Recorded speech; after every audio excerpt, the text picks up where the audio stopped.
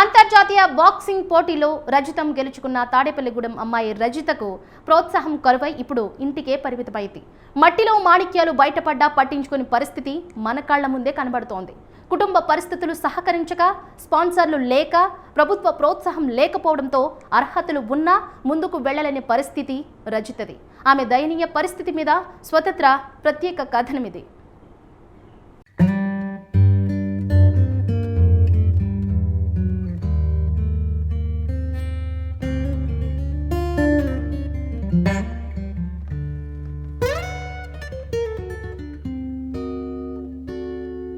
Government high స్కూల్లో చదువుకున్న కన్నాజీ రజితకు boxing అంటే ఇష్టం. 8వ తరగతిలో బాక్సింగ్ మీద మక్కువ పెంచుకుంది. జిల్లా స్థాయి పోటీల్లో గెలవడంతో లారీ డ్రైవర్ అయిన తండ్రి ఉన్నంతలోనే ఆమెకు శిక్షణ ఇప్పించాడు. తల్లి 4 ఇళ్లలో పనిచేసి మరీ కూతురుని జాతీయ స్థాయి దాకా పంపడానికి ప్రయత్నించింది. అలా రజిత ఒక్కో మెట్టు ఎక్కుతూ వచ్చింది. నేను 8th క్లాస్ ఎండింగ్కి వచ్చేసరికి నేను బాక్సింగ్లోకి అన్నది రావడం జరిగింది.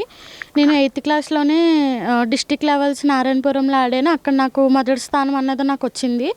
అక్కడ నుంచి నేను స్టేట్కి సెలెక్ట్ అయ్యాను. అది సాయి స్పోర్ట్స్ స్టేడియం వైజాగ్లో నేను సెలెక్ట్ అయితే అక్కడ కూడా నాకు ఫస్ట్ ప్లేస్ అన్నది నాకు వచ్చింది.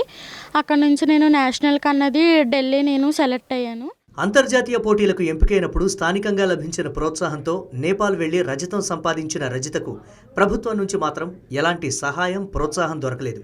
నా ఆర్థిక పరిస్థితి చూసి మా ఊరు బల్సెట్ శ్రీను గారు నాకు చాలా సాయం చేశారు.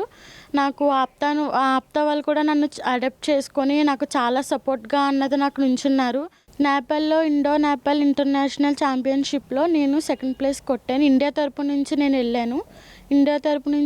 అక్కడ 2వ స్థానం అన్నది నేను కొట్టడం జరిగింది. పక్షవాతంతో తండ్రి మంచాన పడడంతో ఆర్థిక పరిస్థితి మరింత క్షీణించింది. ఇంటర్తో చదువు ఆపేసి బాక్సింగ్ మీద కలలకు తెరదించి పనులు చేసుకుంటూ గడపాల్సిన పరిస్థితి రావడం రజిత తల్లిని ఆవేదనకు గురిచేస్తోంది. మా ఆయనేమో లారీ డ్రైవర్ అండి. తనకేమో ఇప్పుడేం పారాలిసిస్ వచ్చింది సార్. తన మంచం మీదే ఉంటాడు. తనైతే ఎవరు లెగడండి. ఇంకా పళ్ళన్నీ పాప చేస్తుంది. దానివల్ల మా ఇంట్లో ఆర్థిక పరిస్థితుల వల్ల పాప ఇప్పుడైతే ఇంట్లోనే ఉంటుందండి. ఇంటర్ 2nd ఇయర్ అయిందండి.